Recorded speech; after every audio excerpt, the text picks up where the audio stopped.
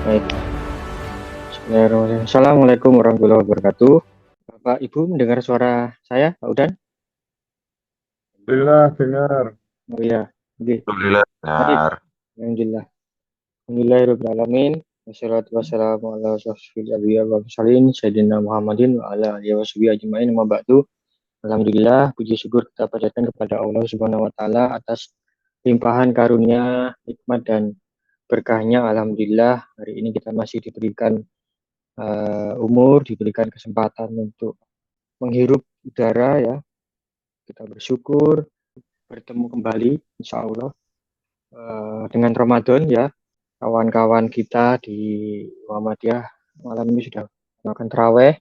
Insya Allah besok kita bersama-sama semuanya ya, pemerintah taraweh bersama untuk menjelang hari pertama Ramadan, hari Kamis.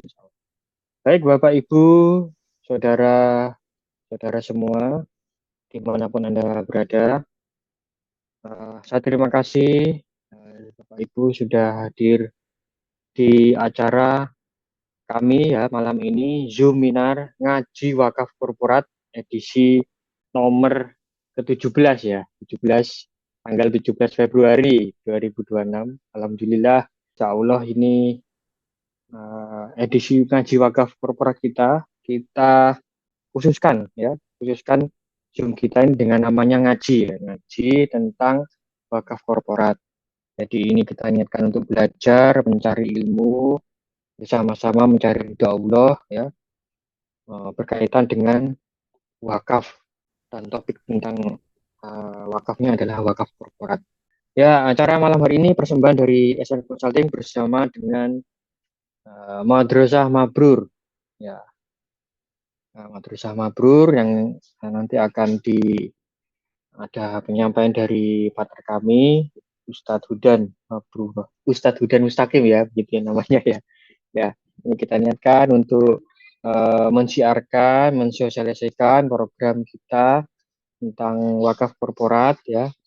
Nah, saya konsulting bersama Mabrur gunanya untuk menyebarkan tentang ilmu tentang wakaf korporat. Ini yang sudah kesekian kali ya kami mengadakan hal ini untuk kita bersama-sama menggerakkan ya kawan-kawan muslim ya, kawan-kawan muslim insya Allah eh, yang hadir ini mungkin muslim ya, insya Allah ya, mudah-mudahan semua ya, kawan-kawan ya, kita mensiarkan semua, menggerakkan semua elemen muslim ini untuk bagaimana kita ini eh, menghidupkan, menggerakkan dan mencoba untuk kembali kekuatan wakaf ya.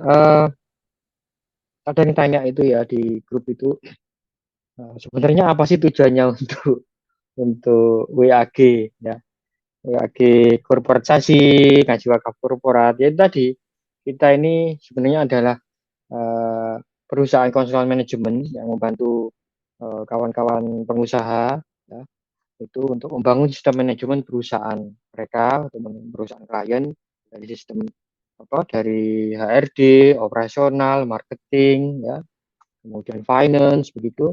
Kita bantu menuju perusahaan secara korporasi itu yang lazimnya, yang umumnya seperti apa. Nah, itu dipelajari di grup-grup kita, dibahas di melalui artikel-artikel yang kita bagikan, dibahas di khususnya ya di kelas-kelas kita offline ya, dan event-event seperti hari ini yang kaitannya dengan uh, wakaf korporat. Kita menggerakkan potensi dari uh, wakaf, dari teman-teman wakaf ini untuk menggalang ekosistem ekosistem baik dari investor dari sisi profit dan juga wakaf katanya dari sisi sosialnya. Jadi kita akan ulas begitu ya.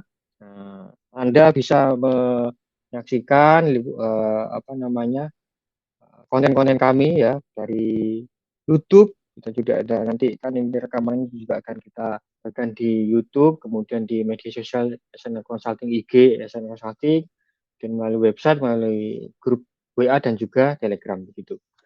Baik, seperti itu dari saya, dari mewakili dari PT SN Consulting ya. Nanti Selanjutnya saya berikan kesempatan kepada partner kami dari Madrasah Mabrur untuk menyampaikan sesuatu. Monggo Pak Udan, silakan.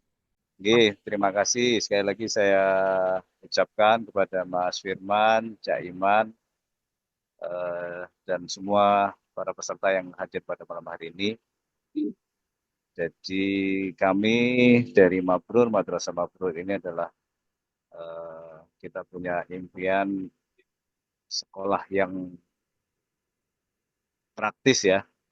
Jadi sekolahnya nanti di Madrasah Mabrur. Nah, kebetulan kita bersinergi dengan Cak Iman ini khususnya untuk para nadir, para pendiri yayasan, dan semua teman-teman yang punya usaha, bidang apapun, kalau mau kepingin bisnisnya seperti yang sudah disampaikan di materinya Cak Iman nanti di SNF, itu ngajinya sama SNF. Nah, nah, sebelum kita lanjutkan dengan pemateri utama dari Cak Iman, monggo kita buka dengan bacaan suratul Fatihah. Karena sekali lagi, Alhamdulillah pada malam hari ini, seperti yang disampaikan oleh Mas Firman tadi, semua atas izin Allah, ya dimanapun kita berada, kita dipersatukan satu frekuensi, monggo sama-sama kita menata niat, hari ini kita belajar bersama-sama. Jadi yang semua yang disampaikan oleh Cak Iman dari SNF nanti, itu adalah data dari eh, apa semua sesuatu yang sudah ada. Jadi bukan bukan sebuah wacana seperti itu. Nah, jadi monggo kita tata niat kita agar malam hari ini pertemuan kita ngaji kita malam hari ini diberkahi oleh Allah Subhanahu wa taala. Ala hadhihi ya al-Fatihah. Alhamdulillah.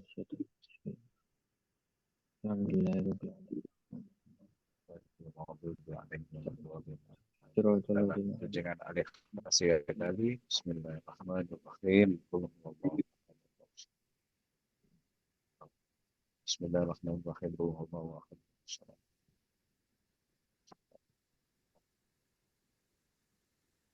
Terima kasih Bapak Ibu sekalian. Yang kedua, semoga salawat serta salam kita tetap tercurahkan kepada Nabi Muhammad Sallallahu Alaihi Wasallam, karena dari beliau kita diberikan petunjuk jalan yang lurus, ya kan? Kita dikenalkan dengan Allah. Nah, salah satunya adalah wakaf ini. Jadi saya tertarik untuk mensyiarkan wakaf ini semenjak Cak Iman men-sharingkan tentang data-data bahwa ilmu wakaf ini sebetulnya adalah ilmu dari Rasulullah. Seperti yang sering kami sampaikan bahwa Utsman bin Affan masih punya hotel wakaf di Madinah yang masih aktif sampai detik ini. Dilanjutkan oleh Habib Buga 200 tahun yang lalu yang masih menghasilkan sampai detik ini. Nah, makanya kami bersama-sama dengan SNF ikhtiar untuk mensyiarkan. Jadi mestinya wakaf yang sudah diberikan oleh Rasulullah ini saatnya sekarang kita untuk bangun. Jadi ilmu wakaf ini sudah tertidur sangat lama, mungkin ratusan tahun. Nah, jadi mulai malam hari ini pertemuan Zoom yang ketiga ya. Monggo nanti kita diskusi bersama. Nah, nanti kalau mau kepingin lebih lanjut, kita bisa offline bersama Cak Iman di kelas-kelasnya SN. Nah, mungkin seperti itu. Kurang lebihnya kami mohon maaf. Kami serahkan kepada Cak Iman dari SNF. Terima kasih. Assalamualaikum warahmatullahi wabarakatuh. Baik, terima kasih Pak Udan atas pesan-pesan dan mendoakan acara hari ini ya, malam hari ini. Semoga semuanya ilmu yang disampaikan nanti insya Allah bermanfaat dan mudah-mudahan ada hikmah semuanya. Baik, monggo Pak Iman silakan. Baik, Assalamualaikum warahmatullahi wabarakatuh. Waalaikumsalam warahmatullahi wabarakatuh. Bismillahirrahmanirrahim. Wa bihi nasta'in wa ala umri dunya wa din. Wassallallahu ala asrofil anbiya'i wal mursalin. Nabiyina Muhammadin wa ala alihi wa sahbihi ajma'in. Wa ba'd. Alhamdulillah ini forum ketiga kita Zoom dengan topik wakaf. Yang pertama, forum ini dipakai untuk update pengetahuan-pengetahuan baru tentang wakaf, khususnya wakaf korporat. Yang kedua, ini sebenarnya adalah sarana untuk bersilaturahim dan saling berbagi tentang perkembangan wakaf. Karena wakaf ini sebenarnya potensinya sangat besar, tapi selama ini belum terdaya sangat minim yang sudah terdaya. Maka ini perlu kita upayakan dengan segenap kekuatan kita, bekerja sama, bersinergi dengan berbagai pihak, supaya wakaf ini kemudian yang semula hanya potensi benar-benar menjadi kenyataan. Nah, topik kita malam ini adalah blunder Nasir Wakaf menjadi sebagai startup. Ini istilah startup ini belakangan ini ya, paling nggak ini 5 tahun terakhir ini benar-benar kita dipenuhi di sekitar kita tentang bagaimana perusahaan-perusahaan baru bermunculan, sebagian kemudian jadi besar, sebagian tewas, dan sebenarnya itu bukan fenomena baru karena sebenarnya ya sejak dulu perusahaan itu ya begitu ada penemuan teknologi baru, penemuan sesuatu konsep baru biasanya dituangkan dalam bentuk korporat. Jadilah produk-produk yang dipakai oleh umat manusia sampai hari ini. Ya sebenarnya Thomas Edison 150 tahun lalu itu juga bikin startup namanya General Electric dengan penemuannya yang sangat terkenal bola lampu sebagai awal dari General Electric sampai hari ini General Electric masih menjadi perusahaan yang eksis, yang besar, yang berkembang dan manfaatnya terus dipakai oleh manusia. Bentar.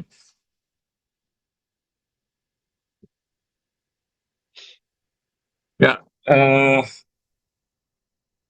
maka kita perlu melihat ini bagaimana hubungannya antara nazir wakaf dengan startup.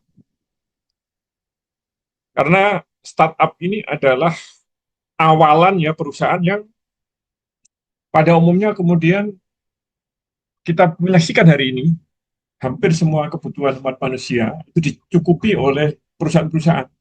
Hampir nggak ada yang diproduksi oleh orang per orang yang sekarang ini kecil sekali. Kalau kita ngomong eh, data BPS atau statistik ya, itu eh, sekitar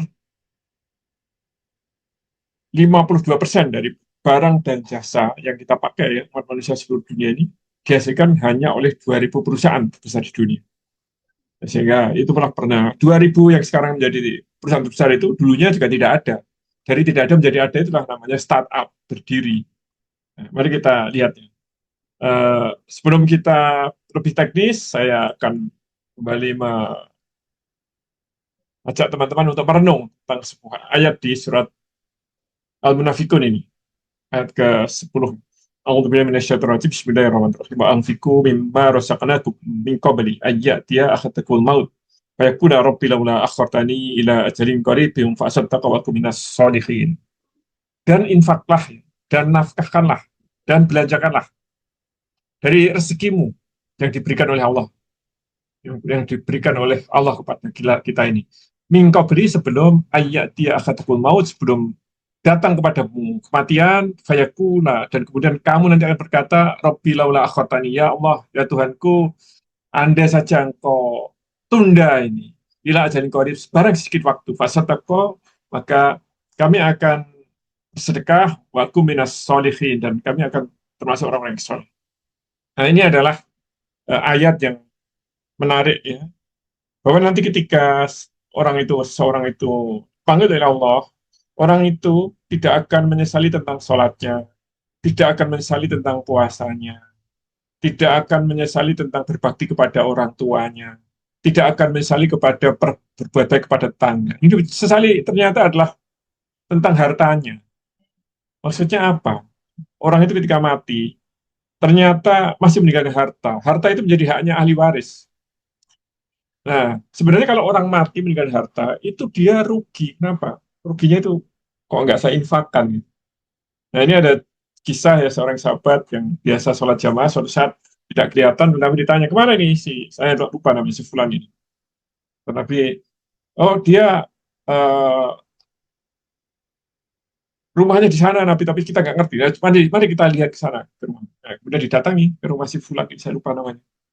Dan kemudian ternyata si Fulan ini meninggal.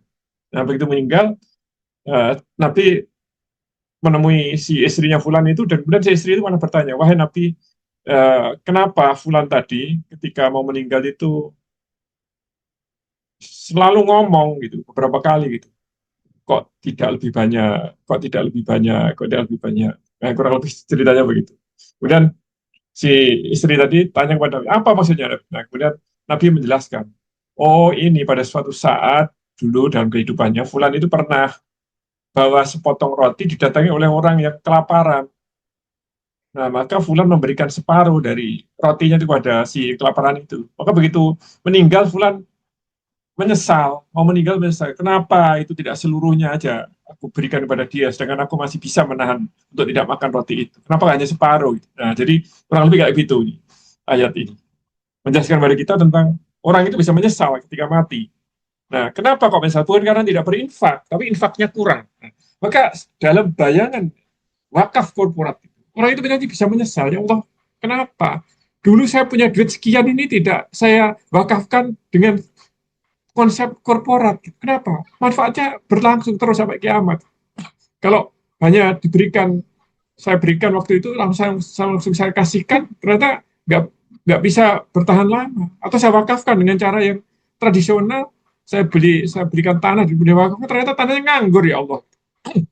Nah, maka ini adalah bicara tentang kemungkinan untuk menjadi lebih baik dari apa yang kita miliki berupa harta untuk kemanfaatan yang lebih besar.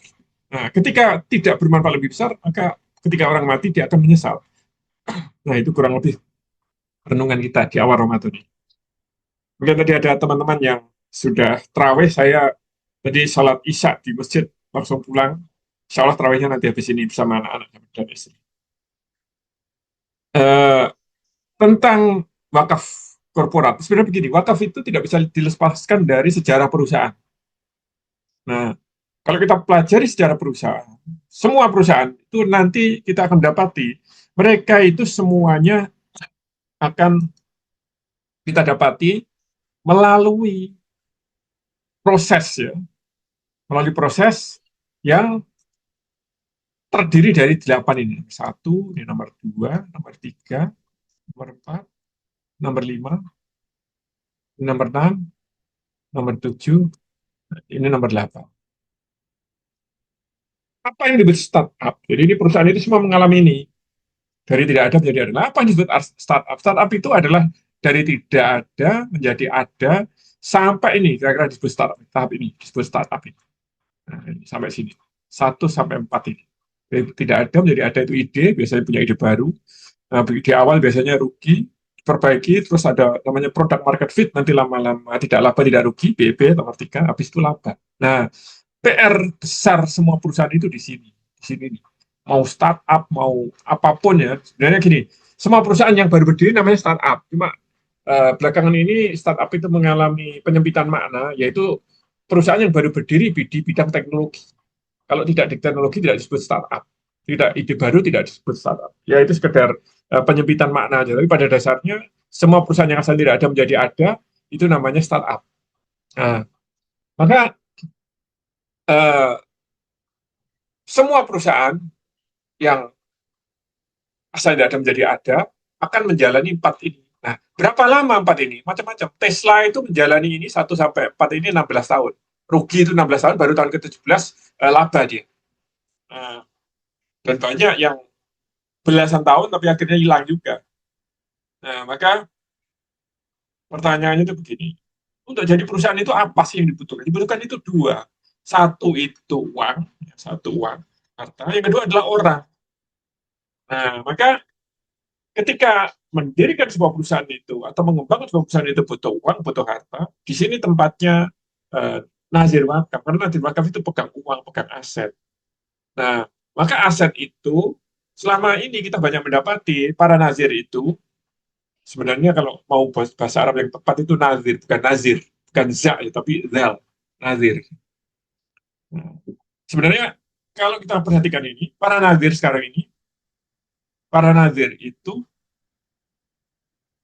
banyak mengelola duitnya, terutama yang berkonsep sebagai wakaf produktif ya. Kalau yang tanah sudah kita nggak ngomong banyak. Tapi kalau yang produktif banyak yang kemudian mendirikan perusahaan baru. Nah, mendirikan perusahaan baru itu misalnya apa? Dia tidak punya selama ada duit dipakai untuk mendirikan rumah sakit. Punya PT mendirikan perusahaan baru. Dia tidak ada duit dipakai untuk mendirikan retail. Dulu misalnya kayak 212 mati itu nah, itu kayak gitu itu dari berdiri menjadi dari tidak ada menjadi ada namanya berdiri, kemudian rugi BP dan laba ini waktunya panjang, ini belasan tahun. Dan dalam belasan tahun itu dibutuhkan ini yang namanya proses panjang itu diantaranya adalah namanya produk market fit. Jadi produknya itu harus di tuning ya supaya cocok dengan pasar dan itu proses itu panjang. Kalau nggak cocok ya ditolak. Dicoba dibawa ke pasar nggak laku, perbaiki lagi, bawa ke pasar nggak laku, terus berkali-kali. Terus sifatnya trial and error. Nah, padahal begini, ini kan sulit ini. Sampai ke laba, tiba-tiba nanti bisa rugi lagi karena labanya belum stabil. Dan masa rugi itu bisa panjang bertahun-tahun. Nah, pertanyaannya adalah, kalau Nadir Wakaf menaruh duitnya dalam perusahaan dan itu rugi panjang, rugi itu kan begini, kalau nggak ditombokin tutup perusahaan itu. Nggak bisa kulakan, nggak bisa bayar pegawai, nggak bisa bayar listrik, ya tutup. Nah pertanyaannya kalau tutup kan hilang duitnya. Maka biasanya ditombokin. Nah pertanyaannya kalau Nazir Wakaf naruh duit pada sebuah bisnis, perusahaan baru, dan kemudian rugi, untuk nombokin itu duit apa? Duit wakaf? Mau duit infak? Nah ini pertanyaannya. Makanya ini adalah sebuah blunder kalau sebuah Nazir Wakaf itu masuk kepada pengelolaan aset dengan cara sebagai pemegang saham perusahaan yang baru. Nah, pemegang saham itu kalau baru jadi tidak ada menjadi ada, berarti dia menjadi pendiri. Nah, akhirnya menjadi pendiri ini nanti akan rugi, pastian rugi itu. Bisa dikatakan nggak ada perusahaan yang baru berdiri terus tiba-tiba laba. Dan masa rugi itu bisa panjang bertahun-tahun. Nah, untuk menghadapi kayak gitu, butuh seorang berkarakter entrepreneur. Apa sifat pokoknya? Tahan banting, sanggup berjuang mati-matian dalam kondisi berpuasa. Puasanya juga bukan puasa Ramadan, tapi puasa Senin, Kamis, Jumat, Sabtu, Minggu, Selasa, Rabu. Nah, itu tiap hari puasa. Bertahun-tahun, bisa 15 tahun, bisa 17 tahun. Lah kalau nanti disuruh gitu nggak mungkin gitu. Nah biasanya kayak gitu tuh entrepreneur, entrepreneur pendiri, kayak Thomas Edison begini. Nah, dan pada saat ini investor belum bisa datang, maka si founder tadi mau nggak mau harus mendaya gunakan seluruh kemampuannya, seluruh hartanya untuk sampai perusahaan itu laba dan nanti investor itu baru datang setelah perusahaan itu mencapai RPD. RPD itu apa? Ini setelah laba baru RPD. Nah setelah RPD nanti barulah dia melakukan scale up, investor itu datang. Siapa itu investor? Bisa investment company, bisa endowment fund. Nah di sini sebenarnya saat tepatnya Nadir Wakaf masuk. Di sini biar para entrepreneur aja yang orang gila-gila itu entrepreneur itu kan orang gila. Orang kalau diberi tahu sesuatu yang menakutkan malah berani. Jadi takut-takuti malah berani. Kata para entrepreneur itu kalau berani jangan takut-takut, kalau takut jangan berani-berani, jangan coba-coba kalau memang takut. Jadi dia akan menempuh segala risiko. Bahkan kalau perlu mati. Nah itu biasanya para entrepreneur kayak begitu. Tidak sedikit cerita para entrepreneur yang masuk penjara itu nggak sedikit karena kesalahan-kesalahan yang dia bikin dan dia ya apakah dia takut dengan itu enggak aja biasa aja itu makanya Nadir tidak bisa jadi startup. Nadir itu kalau dalam praktek pengelola dana sejenisnya ya endowment fund atau wakaf maka yang dilakukan adalah menjadi investor. Nah saya memberi contoh ini ya. Ini ada namanya Lily Endowment Incorporated. Ini adalah sebuah yayasan berdiri sejak 1937 di Amerika. Nah, ini karena sudah lama ini saya ambil dari webnya Lily Endowment. Menurut legenda keluarga, dia cerita dari kakek nenek mereka, karena sekarang sudah generasi ketujuh ini. Ide untuk Lily Endowment muncul di beranda pondok musim panas keluarga Lily di Danau Wawasee di Indiana di Amerika pada tahun 1936. Eli Lilly, ini ada fotonya sebenarnya, fotonya menyampaikan ide tersebut kepada ayahnya, yaitu Josiah Kirby Lilly, dan adik laki-lakinya, yaitu JK Lili. Dalam memo tahun 1967, Eli Lili mengenang. Ini si Eli tadi pada tahun 1907 mengenang. Saya menyarankan bahwa kita harus membentuk organisasi semacam itu jika kita ingin melanjutkan tradisi keluarga untuk bermurah hati dalam urusan publik. Jadi ini sebenarnya ini adalah bentuk dari keluarga yang memang tradisinya suka nolong, bermurah hati. Nah, kemudian Lili sebagai endomen, endomen itu dalam bahasa kita nazir lah, ini bahasa saja, tapi cara kerjanya sama. Itu baru didirikan pada tahun 1937, yang di mana asetnya adalah berasal dari saham keluarga Eli Lili tadi pada sebuah perusahaan yang namanya kebetulan sama. Namanya adalah Eli Lilly and Company. Ini adalah perusahaan farmasi, berdiri tahun 1876. Nah, jadi 1876 didirikan, 1937 dia berpikir untuk membuat endowment fund. Jadi kalau kita perhatikan ini 76 ke 37 ini kan berarti berapa ini 24 tambah 37 50 61 tahun. 61 tahun. 61 tahun baru berpikir untuk membuat endowment fund. Jadi sebenarnya artinya apa? Lili Endowment itu didirikan oleh pendirinya. Lili Company ini sebuah perusahaan farmasi besar. Kalau saya ambilkan dari datanya Forbes ya, ini apa namanya, Lili itu begini. Lili itu sekarang masuk ke perusahaan 103, Eli Lili namanya. Eli Lili ini masuk perusahaan urutan 138 dari 2000 perusahaan besar dalam hal omset, laba, aset, dan market value. Omsetnya itu 45 tahun 2024 ini ya. Omsetnya ini 2025 ini. Omsetnya itu adalah 45 miliar USD. Berarti sekitar berapa itu? Sekitar 700-an triliun rupiah. Kemudian labanya 10 miliar, berarti sekitar 150 triliun. Asetnya itu 76 miliar, market value-nya ini 838 miliar alias 13.000 triliun rupiah. Nah, ini perusahaan gede. Nah, jadi si pendirinya perusahaan tadi itu kemudian bikin namanya Lili Endowment. Nah, kalau kita perhatikan ini, jadi ini Lili Endowment ini seperti nazir kalau dalam konsepnya umat Islam, pengelola wakaf ini. Nah, dia kemudian beroperasi dengan cara dia mengelola ya, hasil investasi itu, karena didonasikan itu adalah berupa saham ini 17.500 lembar sahamnya. Nilai awalnya itu 262.000. Berarti ini berapa itu? Ya nggak terlalu gede, 26.000 itu 2.602,6 juta kalau dalam rupiah, nggak terlalu kecil. Ya kurang 26 sorry 262.000 itu dalam rupiah 2,6 sekitar 4 miliar, nggak terlalu gede sebenarnya waktu itu.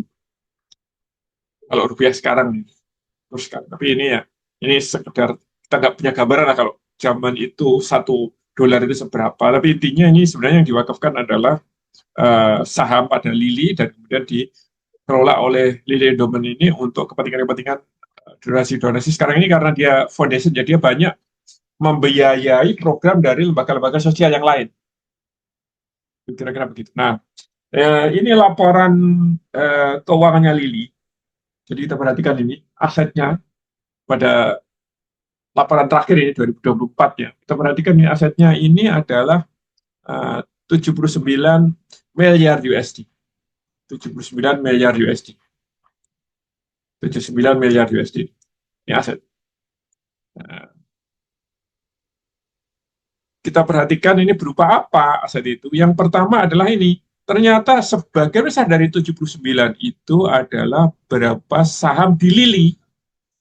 Saham di Lili. Jadi ini 74 miliar. Nah, berapa persen itu?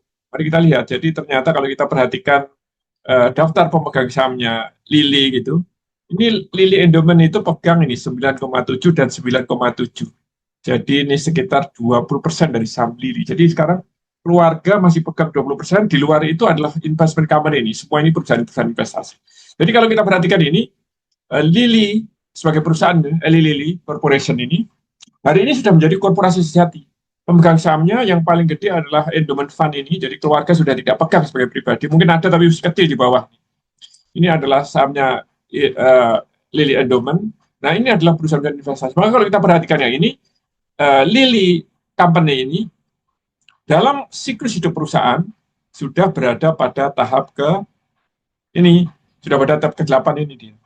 Karena ini salah satu cirinya sudah tidak ada pemegang saham pengendali. Nah, maka perusahaan ini secara umum perusahaan sudah tidak ada pemegang saham pengendali itu sudah akan sustainable dari generasi-generasi sampai kiamat. Itu biasanya, insya Allah itu biasanya kayak begitu, karena biasanya perusahaan kayak itu sudah punya mekanisme untuk mitigasi risiko. Ya tetap ada risiko kegagalan tapi sudah sangat kecil. Ini akan cenderung akan bisa hidup dari generasi-generasi. Kalau kita hitung dari sejarah pendidikan ini, Lili ini sudah generasi ke-7 dari si pendiri, dari Lili itu seorang si pendiri. Nah, jadi aset terbesarnya adalah ini. Ini berupa investasi, berupa saham di Eli Lilly, yang ini sekitar berarti tadi 20% tadi. Dia juga punya ini kayak kita obligasi ori itu. Kemudian dia juga punya saham di berbagai perusahaan yang lain. Kurang lebih kayak gitu. Nah, maka kalau kita perhatikan ini semua ini dari 100% ini yang lebih besar dari 79 itu ternyata 76 adalah berupa saham, yang berupa obligasi pemerintah itu kecil.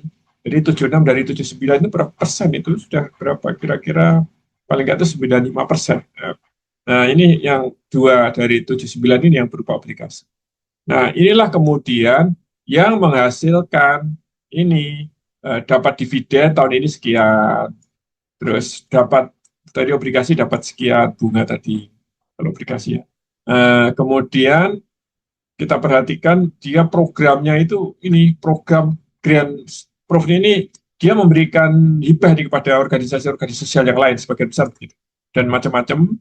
Nah, dari ini tadi kan dari dividen, dia juga punya pendapatan dari investasi. Jadi dia mendapatkan capital gain sebesar 2,3 ini. Ini capital gain yang tidak direalisasikan, ini yang dijadikan duit. Nah, itu untuk membiayai begini.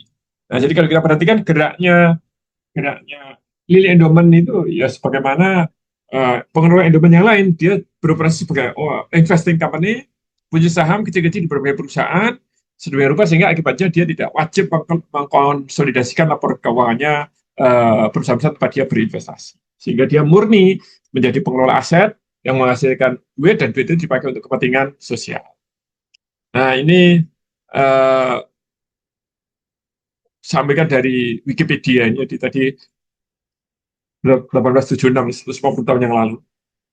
Kemudian tadi sekitar 50 tahun berikutnya, keluarganya berarti 50 tahun itu sudah generasi kedua atau ketiga mewakafkan duitnya, mewakafkan 20% saham Lilly tadi pada Lilly Endowment, dan sekarang Lilly Endowment dikelola sebagai sebuah yayasan yang hasil investasinya dipakai untuk mensupport berbagai organisasi sosial yang lain berupa hibah. Saya kira itu Mas Irwan sebagai pengantar diskusi, lebih baik kita nanti lebih banyak berdiskusi. Oke, monggo.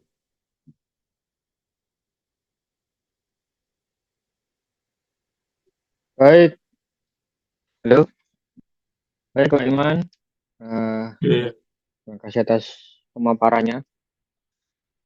Ya, silakan Bapak Ibu yang ingin menanggapi penyampaian tadi tentang Lilly Corporation dan kaitannya dengan sebuah perjalanan corporate life cycle, dan perusahaan startup itu posisinya di sebelah mana, itu tadi sudah dijelaskan bahwa startup itu biasanya di posisi 1 sampai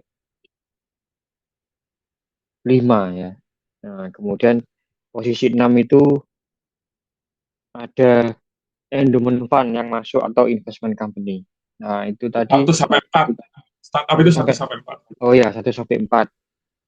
Ya, tahap 5 dan 6 ini posisi nazir yang masuk. Nah, ini mungkin nanti teman-teman yang nazir ya, ada dari Asosiasi Nazir Indonesia mungkin hari ini malam ini ya ikut gabung juga, mungkin bisa bertanya ataupun menanggapi dari pemaparan malam hari ini. Nah, ini harusnya posisi posisi Nazir di situ Pak ya. Posisi nomor 6 ya. Jadi tidak menjadi melalui tahap rugi, BIP, laba, bahkan menjadi uh, ini uh, melalui yang susah-susah dahulu, bersenang-senang kemudiannya enggak tahu kapan kita gitu. Ya, baik. Um, Silakan Bapak Ibu yang hadir, yang ingin langsung bertanya secara live, Ada saya pertanyaan persilakan. chat itu, Mas Firman. Ya, halo. Ada Oh, pertanyaan oh ya, chat.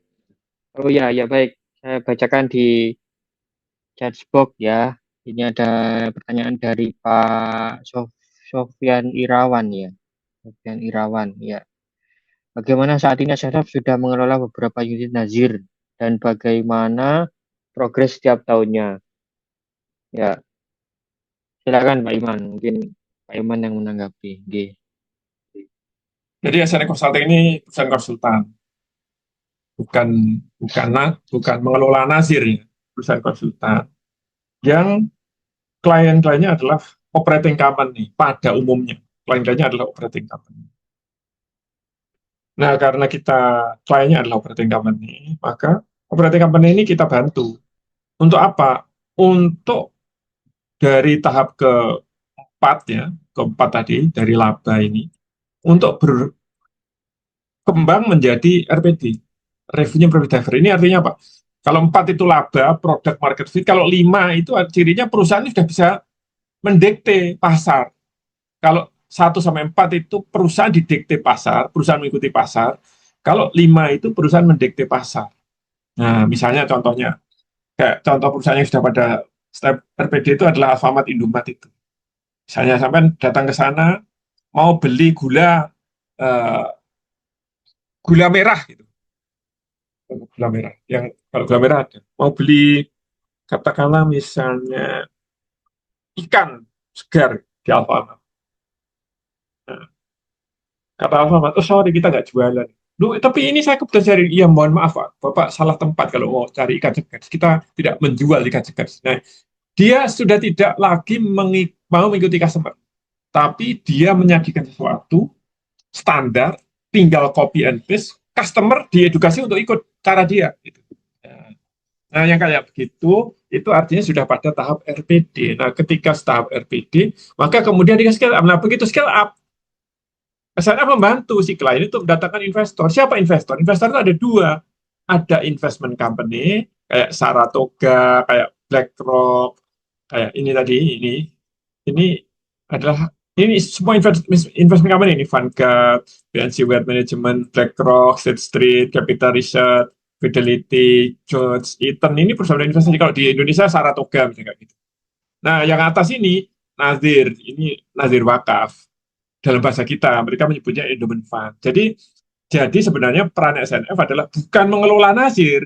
SNF itu membantu perusahaan-perusahaan operating untuk berproses sampai ketemu RPD dan kemudian scale up. Nah, ketika scale up membutuhkan investor. Siapa investornya? Investornya adalah perusahaan investasi yang sifatnya komersial, bisa juga berupa Nazir alias endowment fund.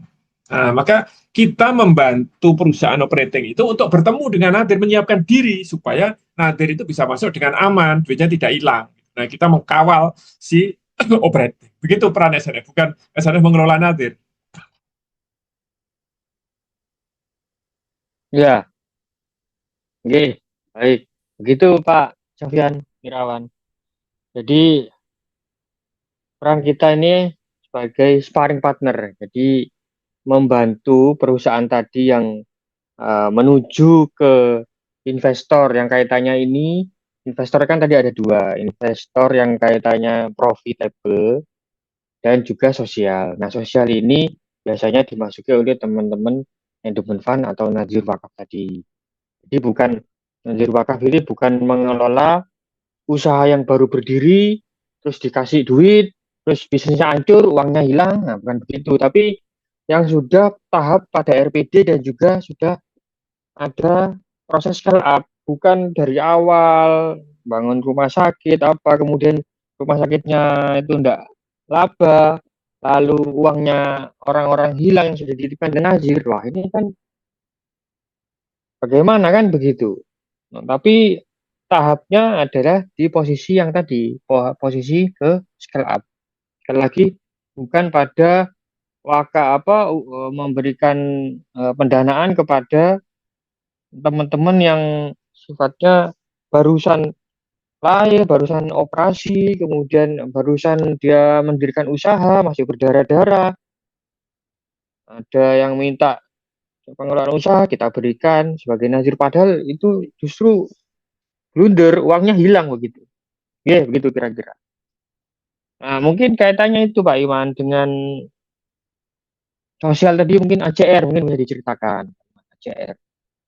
Ya, saya sebagai eh, profesional, sebagai konsultan, pekerjaan profesi saya adalah konsultan di SMA Consulting, direktur di SMA Consulting. Tapi saya juga punya aktivitas sosial. Nah, aktivitas sosial saya adalah, saya kebetulan adalah ketuanya Al-Khirijun. Apa Al-Khirijun? Al-Khirijun itu adalah disingkat ACR, ya, Al-Khirijun Cendekia Raya. ACR itu adalah lembaga endowment fund, lembaga wakaf yang berbadan hukum perkumpulan, mengumpulkan duit dari para anggota. Ini khusus untuk anggota aja ini, karena ini badan hukumnya perkumpulan. Uh, Bernaung dalam undang-undang ormas, ormas berbadan hukum. Jadi anggotanya berdonasi, donasinya itu diinvestasikan. Bagaimana cara berinvestasinya? Meniru cara berinvestasi lembaga-lembaga endowment fund gede kayak tadi Lilly, kayak Harvard Management Company, kayak MIT Investment Management Company, kayak Scientific Advisor dari gereja Mormon itu, kayak gitu cara bekerjanya. Nah, ACR mencari mencari perusahaan-perusahaan yang sudah saatnya untuk scale up tadi, setelah ketemu RPD-nya, dan kemudian ACR masuk. Nah, dapat dividen, ACR juga masuk semacam obligasi, ya, deposito syariah gitu, dan kemudian hasilnya, baik dari dividen maupun dari hasil deposito atau obligasi syariah tadi, dipakai untuk beasiswa kepada anak-anak cemerlang dari kalangan yang butuh support finansial. Nah, itu kerjanya kayak gitu. Ini berdiri 4 tahun yang lalu, kemudian hari ini sudah membiasiswai 14 anak secara terus-menerus dari hasil investasi. Nah, kalau Lili itu 1930-an sudah berdiri, berarti sekarang sudah berapa itu? 30-an berarti 70-90 tahun, hampir 100 tahun Lili itu. Nah, kalau ACR baru 4 tahun. Jadi masih awal, karena tahunnya kita terlambat, harusnya kita tahunya dulu gitu. Tapi ya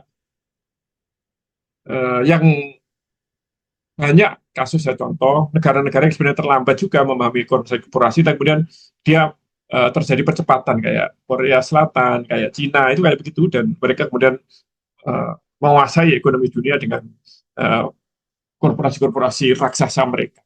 Kalau Cina misalnya BYD itu luar biasa, Vietnam itu VinFast itu juga luar biasa, itu dengan konsep korporasi dan mendatangkan investor. Itu saya kira informasi dan jawaban saya. Baik. Ya, Izin nimbrung Pak Iman. Iya, monggo. Ya, Assalamualaikum warahmatullahi wabarakatuh. Waalaikumsalam. Nama saya Pri. Tadi siang kalau nggak salah sempat sedikit nyentil-nyentil mengenai saham. Nah, pada malam ini menarik sih. Cuma saya sampai hari ini menangkap bahwa nazir atau endowment ini kan nggak jauh-jauh, kalau pakai bahasanya di bursa ini bisa dibilang manajer investasi gitu ya Pak ya. Ya, Nah, cuman permasalahannya kan kadang kalau memang tidak ada link yang mereka bisa menempatkan dananya ke dunia usaha, yang terbayang itu kan kalau nggak masukkan ke saham atau ke dunia ke bidang finansial kan gitu, misalnya deposito kah, atau ori kah, kan gitu kan, atau sukuk gitu. Nah, artinya mereka mencari yang sudah ada dan kelihatannya lebih safety kan begitu kan. Jadi kalau untuk yang masuk ke dunia usaha mungkin agak-agak takut gitu, agak-agak mengkhawatirkan gitu kan, karena uangnya bukannya nanti berkembang malah jadi turun kan begitu. Nah di Semarang ini saya pernah melihat kalau nggak salah itu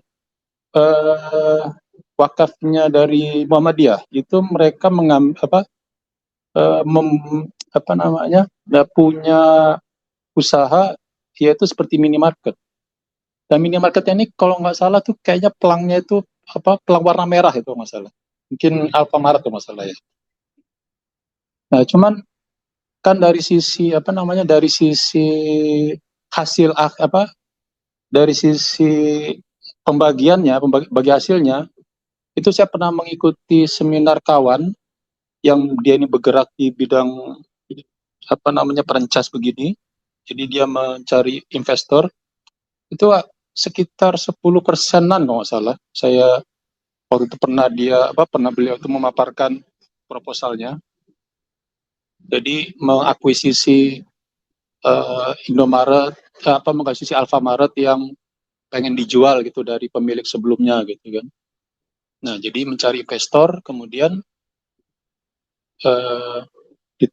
diinformasikanlah berapa hasil yang diterima oleh si calon investor. Nah, mungkin yang jadi pertanyaan kita itu adalah apakah kita itu punya istilahnya katalog UMKM gitu, katalog seperti Mardigu gitu kan. Mardigu nggak salah kan pernah bikin ini Pak, kayak bursa UMKM kalau nggak salah, entah bagaimana tuh kabar perkembangan terakhirnya. Tapi itu saya sempat pernah melihat gitu loh. Jadi dia menawarkan harga per sahamnya berapa begitu kan. Jadi untuk usaha-usaha UMKM itu. Cuman memang dianggapnya sudah layak lah gitu kurang lebih, bukannya UMKM yang baru berkembang begitu. Nah, ini pertanyaannya, apakah kita ini punya katalog UMKM yang memang katakanlah punya kriteria-kriteria yang sudah bagus gitu, sehingga para nazir-nazir ini ketika mereka ingin mencemplungkan dananya, mereka sudah ibaratnya bukan lagi hunting gitu, tapi sudah tinggal milih aja gitu loh. Berdasarkan daerah wilayah terdekatnya kah, atau mungkin istilahnya kawannya kah gitu kan, sehingga uang itu bisa berkembang. Nah itu yang jadi pertanyaannya, apakah kita itu punya ada katalognya gitu loh. Jadi dari jumlah UMKM yang tersebar, mungkin dari grupnya Muhammadiyah, grupnya NU, grupnya ormas-ormas yang lain, atau mungkin rekan-rekanan kita. Karena kita kan pengennya adalah wakaf ini kan tadi bermanfaat untuk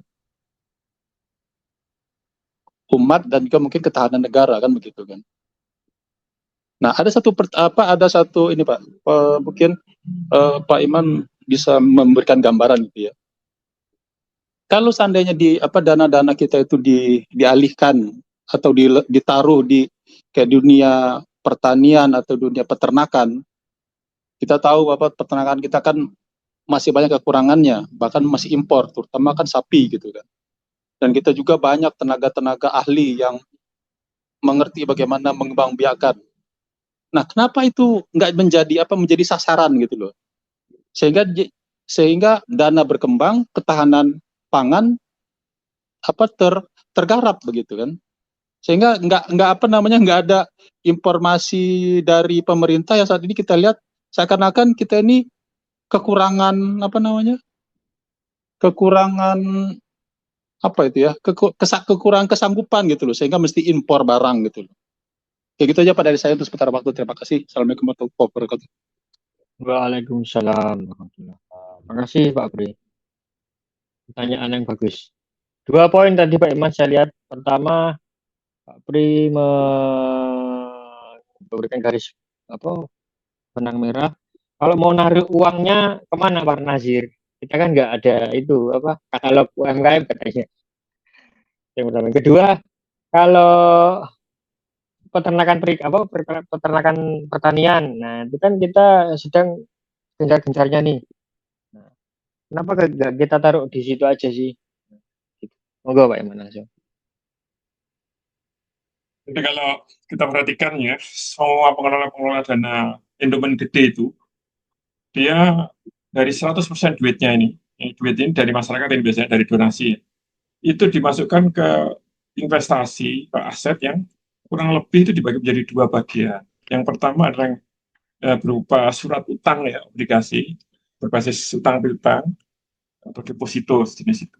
Kemudian yang kedua adalah berupa ekuitas, yaitu saham. Jadi kalau kita bicara ngomong perusahaan, ini neracanya perusahaannya. Perusahaan itu asetnya di kiri ini aset. Nah, aset itu asalnya dari 2, yaitu dari utang, di atas ini utang. Kemudian yang di bawah ini ekuitas. Ini ekuitas. Nah, para nadir, para pengelola endowment fund itu lebih biasa, pada umumnya lebih banyak masuk ke sini. Ini saham ini, ke ekuitas ini, daripada yang ke utang ini, kecil. MIT misalnya, namanya MIT Investment Management Company, itu masuk ke ekuitasnya sekitar 70%, ke utangnya sekitar 30%. Harvard University itu utangnya sekitar 50%, ekuitasnya 50%. Nah, kalau ACR tadi, tiru-tiru Harvard University, ini 50-50. Nah, kenapa kok tidak semuanya di obligasi, utang? Karena kalau di sini kemakan inflasi, Pak. Inflasinya aja 5% tiap tahun. Nah, dapat bagi hasil 4% itu rugi. Atau dapat 6% pun, kalau 6% itu dipakai, pokoknya dibiarkan tetap segitu, secara nilai sebenarnya pokoknya juga menurun. Nah, maka perlu keseimbangan antara yang di obligasi, ya loan base, sama yang di saham atau equity. Nah, saham itu ada namanya primary market, ada namanya secondary market. Apa itu? Kalau primary, itu yang menjual saham itu perusahaan itu sendiri, penerbitnya. Sehingga duitnya masuk ke perusahaan kalau primary. Nah, primary itu bisa private placement sebelum IPO, bisa juga IPO, bisa juga right issue setelah IPO. Kalau secondary itu belinya kepada sesama investor. Nah, kalau sama investor nggak berdampak terhadap pertumbuhan perusahaan. Kalau mau nadir wakaf itu berdampak terhadap pertumbuhan ekonomi, nah, maka masuknya melalui primary market, bukan secondary market. Nah, kalau primary itu bisa private placement sebelum IPO, bisa saat IPO, bisa right issue setelah IPO.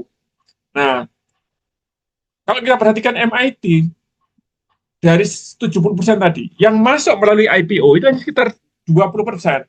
Jadi nanti kan 30% itu utang piutang, 20% itu masuk melalui perusahaan yang sudah IPO, 50% kurang lebih masuk pada perusahaan yang belum IPO melalui private placement. Nah, karena seperti itu, maka ACR mencontoh MIT, masuknya melalui private placement dan primary market. Tidak membeli saham yang sudah ada, tapi saham yang baru diterbitkan oleh perusahaan. Melalui private placement maksudnya tidak di lantai bursa, langsung di depan notaris. Nah, kemudian duitnya dimasukkan perusahaan dipakai untuk ekspansi, jadi dampaknya besar. Nah, tapi kita harus hati-hati, memasukkan perusahaan, kita harus tahu, masuk sebagai saham tadi, harus memastikan bahwa perusahaan itu sudah pada tahap RPD. Karena kalau 1-4 ini duitnya dimasukkan, itu biasanya duitnya akan cenderung hilang. Kemungkinan besar hilang. Nah, kalau sudah ketemu RPD, kemungkinan besarnya jadi selamat. Duitnya akan terus tumbuh, dividennya tumbuh. Nah, makanya ini kalau menjadi investor harus ngerti tentang corporate life cycle, apa itu berdiri, apa itu rugi, BP, laba itu kayak apa, RPD itu kayak apa, harus ngerti secara clear dengan bersama angka-angkanya, tahu apa itu konsep par value, book value, market value, intangible asset, bagaimana ngitung ROE, RPD itu seperti apa. Nah, ini harus clear dulu, baru bisa masuk. Karena kalau dalam kaidah Islam itu harus ilmu qoblal amal, sebelum berinvestasi harus tahu dulu ilmunya. Kenapa? Cara tercepat dan terbaik untuk buang duit adalah masuk sebagai investor pada perusahaan yang masih tahap 1-4 ini. Ini cara tercepat dan terbaik untuk buang duit. Nah, kalau mau aman, baru yang 5 dan ke atas ini, ke 6 tepat. Kira itu, Mas Firman. Kurang satu Pak tadi pertanyaan di apa peternakan pertanian tadi ya Pak? Sudah ya? Belum ya? Oh ya, Saya, peternakan itu kan pertanian kan bidangnya bisa apa saja, tapi syaratnya pertanian atau peternakan harus pada tahap laba, tahap RPD, yang kemudian skill up. Kalau pertanian peternakan masih tahap laba, belum RPD, dimasuki duit, biasanya duitnya juga hilang. Nah, seperti tempoh hari rame-rame itu, toko-toko besar itu, jadi investor terus duitnya hilang. Ya itu karena sebenarnya belum siap duit perusahaan itu untuk dimasuki duit. Jadi bidangnya bisa apa saja. Karena kalau kita ngomong kebutuhan bangsa kita banyak Pak. Kita kedelai aja impor. Kita itu takut pada Trump kan Pak Prabowo pasti takut pada Trump karena Trump lu ngancamnya salah satunya bisa ngomong begini. Lu macam-macam gua nggak ekspor kedelai ke lu, pasar lu langsung goncang itu karena semua orang Indonesia makan tempe sama tahu gitu.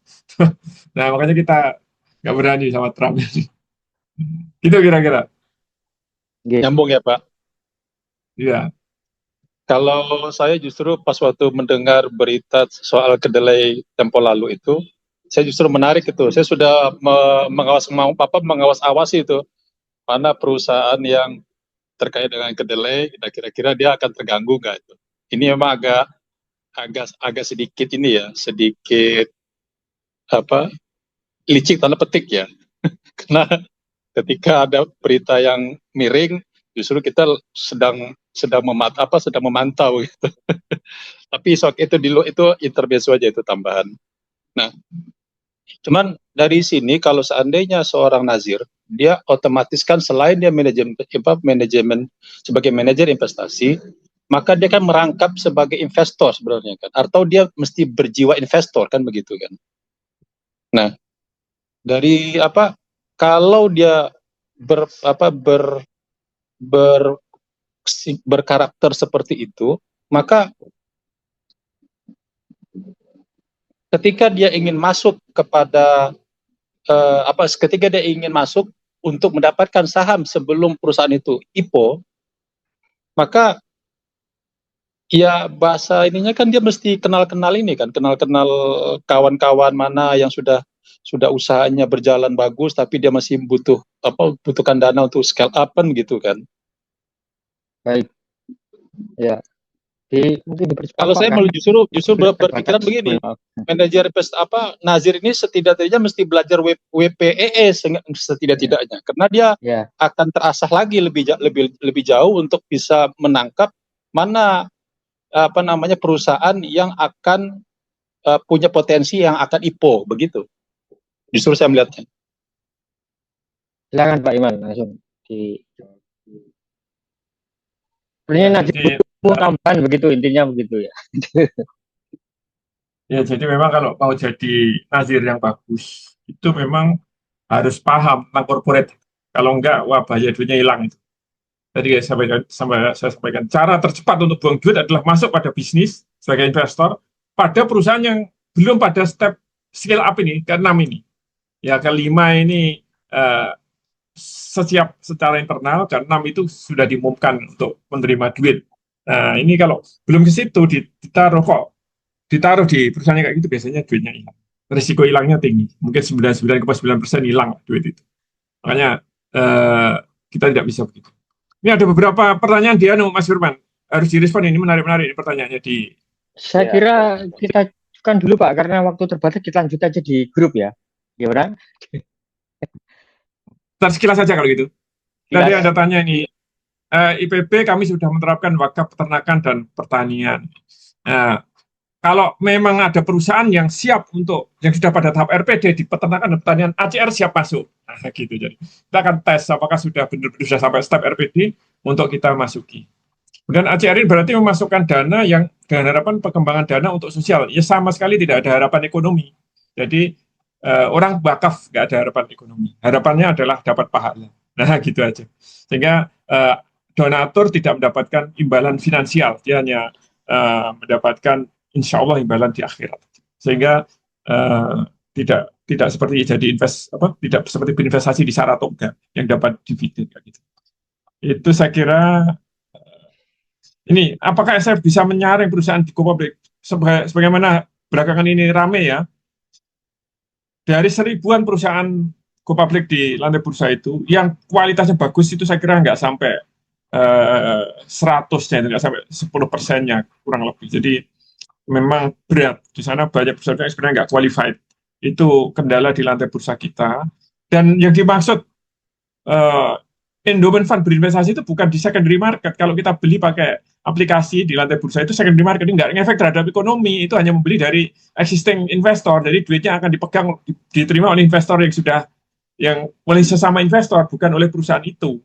Nah, maka Nazir sangat recommended untuk masuk melalui primary market ya, bukan melalui secondary market. Tujuannya apa? Untuk menumbuhkan ekonomi. Kita ini, bangsa ini, umat ini perlu ekonominya ditumbuhkan. Kita menginginkan agar di kalangan umat Islam ini banyak perusahaan-perusahaan yang tumbuh gede, seperti kelasnya Eli Lilly tadi, yang beroperasi seluruh dunia. Nah, itu tidak mungkin dilakukan kalau tidak ada investor-investor yang masuk melalui primary market. Gitu, Mas Bro. Baik, waktu sudah habis Pak Iman dan Bapak Ibu semua, mohon maaf sekali lagi, kita kalau ada pertanyaan bisa disampaikan di grup ngaji warga korporat ya Bapak Ibu, karena kita ini kan insya Allah tiap bulan ada terus ya.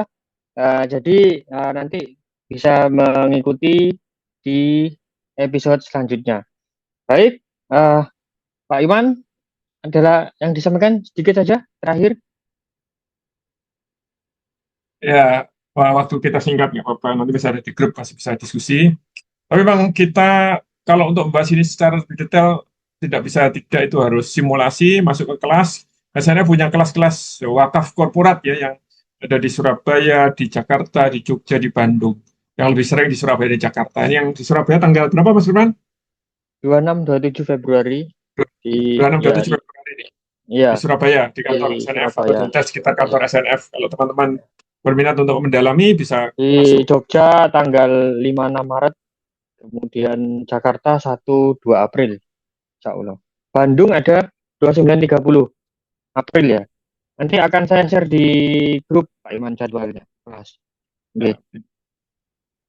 Baik, Pak Udan, silakan terakhir Pak Udan dari Mabrur, ada yang disampaikan? Siap. Oke, matur sembah nuwun. Cak Iman, Mas Firman, insya Allah materinya sangat menarik. Jadi buat teman-teman yang yang sudah jadi nazir khususnya ya, kita monggo kita belajar bersama-sama, karena tadi yang dicontohkan itu kan sudah kelihatan sangat nyata, datanya sudah mulai tahun berapa tadi berdiri tahun 37 ya kan. Nah, bagaimana caranya itu memang kita harus masuk di kelas gitu ya, jangan Mas Firman ya. Oke, Nazir, kalau butuh tambahan ilmu untuk memperdalam tentang bagaimana investi yang sudah siap RPD-nya, bisa nanti diperdalam lagi.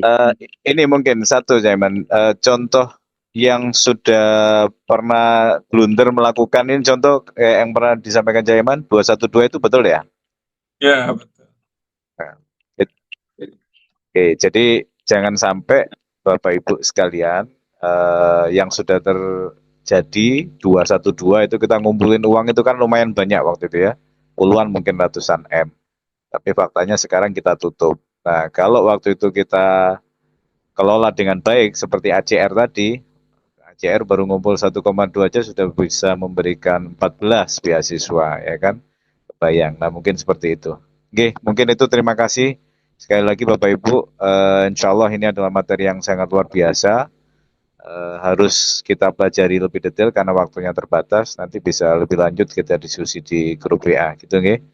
Matur sembah nuwun, semoga insya Allah bermanfaat ilmunya Cak Iman, insya Allah jadi amal jariahnya Cak Iman, Mas Firman ya, SNF. Matur sembah nuwun.